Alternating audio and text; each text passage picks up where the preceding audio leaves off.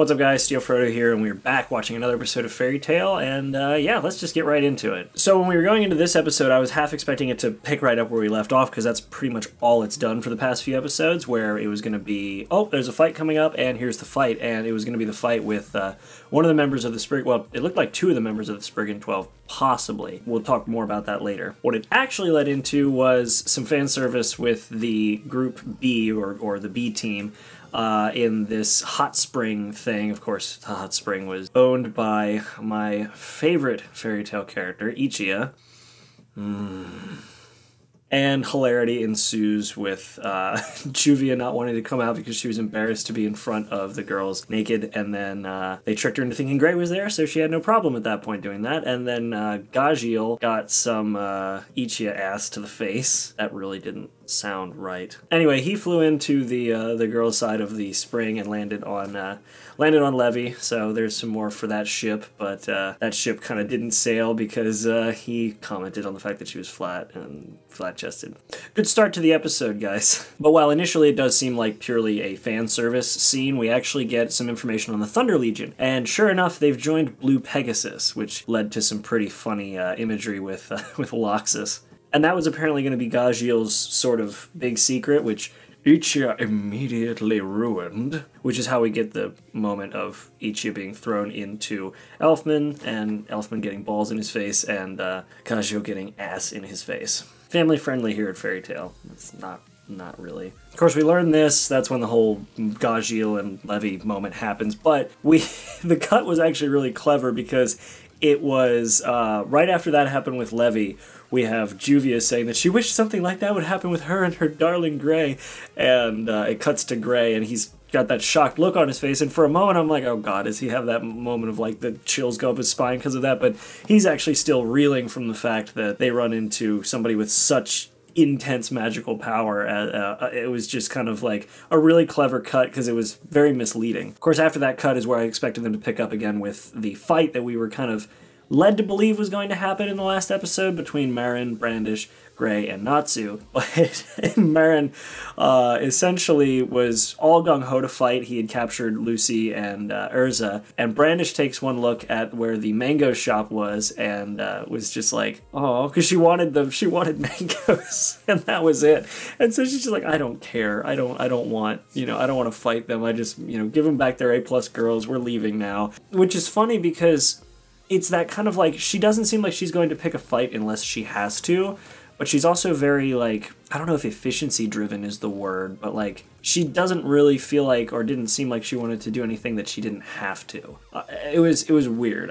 It's hard to explain the way that I think her character goes, but I'm sure we'll have more of that kind of revealed down the road. Of course, when she tells Marin to give back Lucy and Urza, Marin's like, oh, come on, it was your idea. And then we see a bit of a display of her magic power. And she caused the island to grow huge. Like, it stretched out of the ocean as, like, this big spire until he's like, fine, and gave them back. And she didn't really put the island back to normal. I don't think she put the island back to normal, or if she did, I'm forgetting that she did. But anyway, Marin gives them back, and Lucy and Urza both now realize the situation they're in and are both horrified. Well, Lucy's horrified. Urza's kind of Urza about it, and who is this girl? But yeah, they both realize her sheer magic power, and at that point it was kind of like done and dusted. We were, at this point it seemed like they were going to avoid the fight, and then Natsu. So she's walking away at this point. The conflict is basically over, and then Natsu is basically just like, you're gonna pay for what you did to one of our guys. So her response to that is to, and this is where I'm kind of confused about her ability, is to either shrink away Marin entirely, or shrink him so small that he's just never going to be ever found. I'm not sure. I really don't know, but yeah, so essentially her response to, like, I don't want to fight, her response to Natsu saying, like, you kind of picked a fight by attacking one of our guys was, okay, now I'm down a guy. I don't know what her end game, what her goal was with that, because, well, nobody really knows the way that Natsu acts outside of Fairy Tail, so to her it may have just been like, there, we're even, but you don't do that with Natsu. So then Natsu pushes the issue even further because now he's both got one of his guys down and she just took out one of her own guys, which is a big no-no in Natsu's book too. And then we see another insane demonstration of this woman's power. She then proceeds to what at first I thought was sink the island, but in reality she actually shrank the island. And it seems like her ability is to change the size or the mass of something, which is why I'm kind of curious if Marin is actually gone or if he just got shrank down to such a tiny level that it wouldn't even matter. Like, maybe he'll live as, like, Fairy Tail's Ant-Man now or something, I don't know. Anyway, so she shrinks the island down to, like, super tiny, stands on it, gives a threat, and leaves. And then it's up to Fairy Tail and some fishermen who are passing by to rescue everybody who is on the island, who is now essentially homeless because their island is the size of, like, a tiny rock in the middle of the ocean. So then once everybody's accounted for and they know that they've saved everybody on the island, or at least everybody they could, Mest, leave it to Mest, while they are trying to figure out what to do next, Mest teleports them directly to this underwater temple. And I made a mistake because the spy turns out to be Angel. I thought Angel had died at some point. I don't know which character I was thinking of who died or what happened. I don't remember, but for some reason I thought she was dead.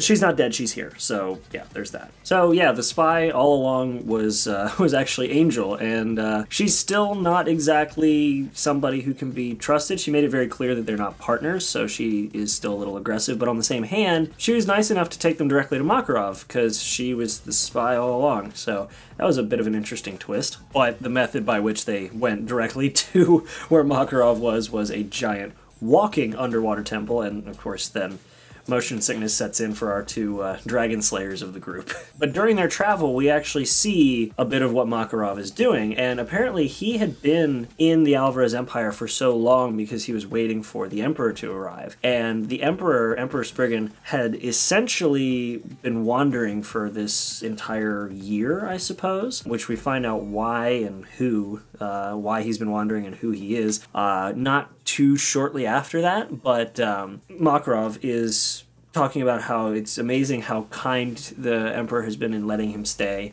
and seek a council with the Emperor. I don't know what the correct terminology is, but like talk to him.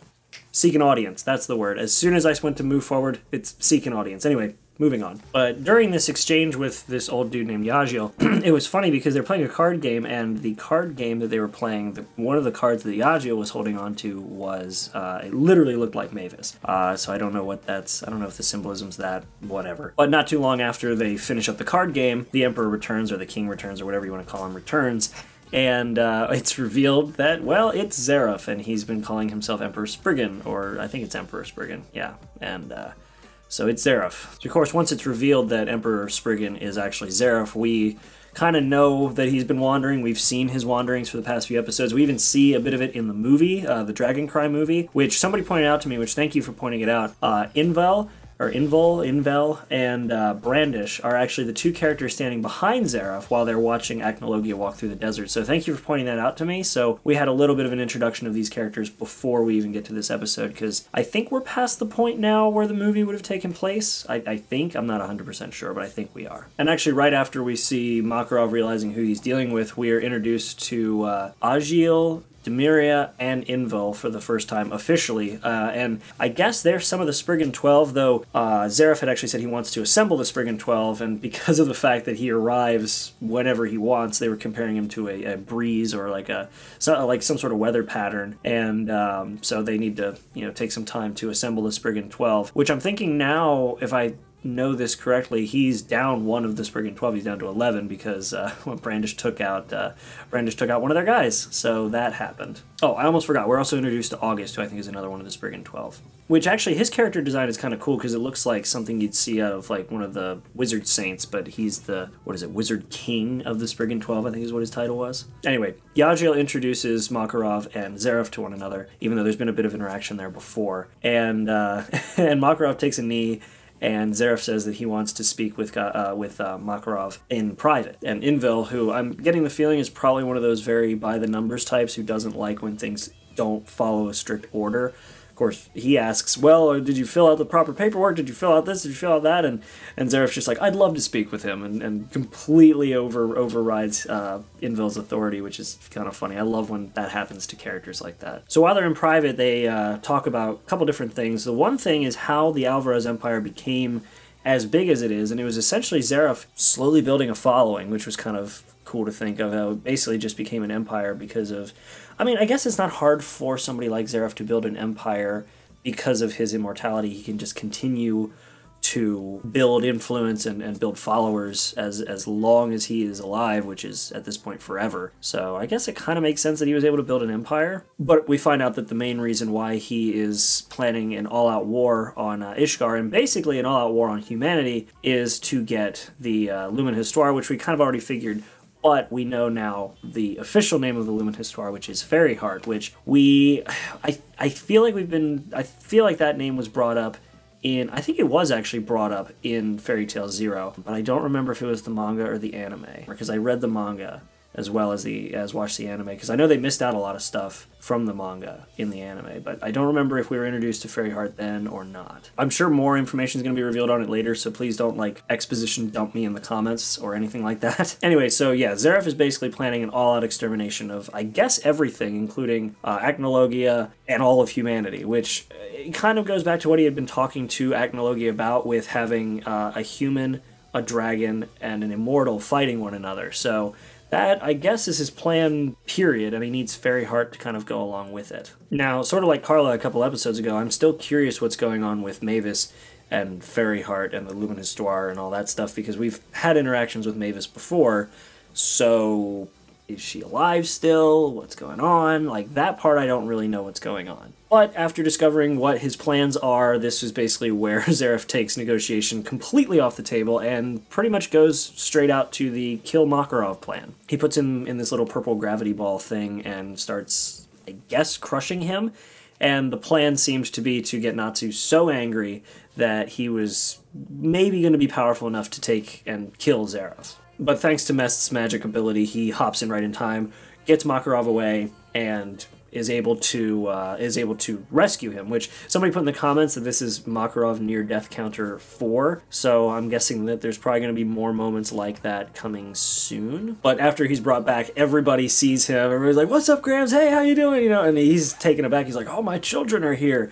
And it was this really cool, like, not very long-lived moment in the episode, but it was a nice moment to see everybody happy that Makarov is okay for the most part. But as soon as that moment kind of passes, Mest, of course being Mest, he's like, I saw Zeref, he's here. And Natsu, I don't know if Natsu's going to go straight in to try to attack him or not. I think if they play it wisely, they can probably build up a front and maybe hold off this attack from Alvarez, or at least come up with some sort of strategy to protect themselves long enough for Fairy Tail to do whatever Fairy Tail does. That's just kind of my speculation, but now, because of the fact that Makarov was able to be saved by somebody, Zeref puts 2 and 2 together that Natsu is in Alvarez right now. So I don't know if maybe Natsu will start the conflict or if Zeref will start the conflict. Zeref clearly intends to start a conflict, but I don't know if it's going to be with Natsu or if that's going to have to wait. But judging by the preview for next episode, I'm thinking we're probably going to have to end up fighting August and the other one, Agil,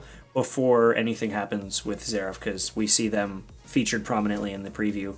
So I don't know. Plus, there's also a moment we see Natsu put his hand down, and it's his bandaged arm. And I'm wondering if there's something going on with that arm, because when they encountered Brandish, he was holding it and shaking as well. So I'm wondering if there's something going on with that arm, because it's been wrapped this whole time. Like, it has not come unwrapped since, I think, the end of Fairy Tail Zero, getting into the new season of Fairy Tail. I think it's been wrapped the whole time. Yeah, even in the movie it was wrapped, so I'm wondering if there's something going on with that arm, but regardless, I'm really curious to see what they're going to do, because I'm kind of excited for that. I think overall this episode was pretty solid. I know that they're just leading into things, because at this point we're at, what, episode 10? And they've got a lot of time, but there's got to be probably, what, 4 or 5, well, no, probably about 6 episodes to 7 episodes per arc, considering we had such a short arc with the first go-around. So I genuinely don't know, but clearly they are building up to something. I'm curious to see what that will be, but now we've definitely got some conflict brewing, and I'm excited for it. So make sure to like and subscribe, guys. I will leave a link down below where you can actually watch the original episode. Head on over here if you want to see the entire reaction to it. And apart from that, like, subscribe, the whole 9 yards, and I'll see you guys in the next episode. Let me know if I missed anything in the comments as well, and I will see you guys in the next episode. Make sure to be there, and have a good one.